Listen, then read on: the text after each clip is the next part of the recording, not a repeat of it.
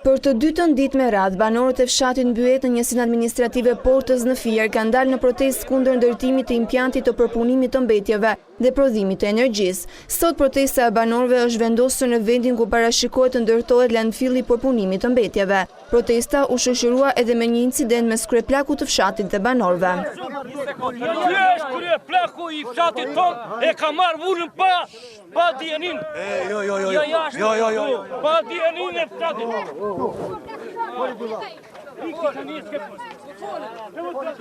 Banorët paralajmërojnë se do të përshkallëzojnë protesta deri në anulimin e ndërtimit të impjantit të mbetjeve. Kjo është turpi bocë. Me vjen nuk ka vend me se ku të vej. Driza ndeja, plykteja, porza ndeja. Qeveria dhe shteti ka mundësi ta gjykojë, ta mendojë ta çojë tjetër vend helmin. Këtu te ne mos abi se kemi shtëpi, ja. Ja, helmi këtu të helmojnë fëmijët juna, mirë ne i mushna 60 vjeç. Nuk kemi faj neve të helmojmë këtu dhe fëmijët tanë. Këto plera, po nërë këto plera këtu, shiko banesat ku janë dhe shiko plerat ku po vinë. Po kjo nara, shiko, kalamajt, këtu është vdekja rëdha.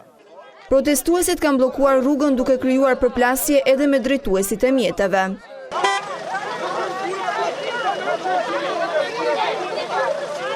Ndërhyrja e policisë për të shpërndar protestuesit është shoqëruar me përplasje dhe tensione.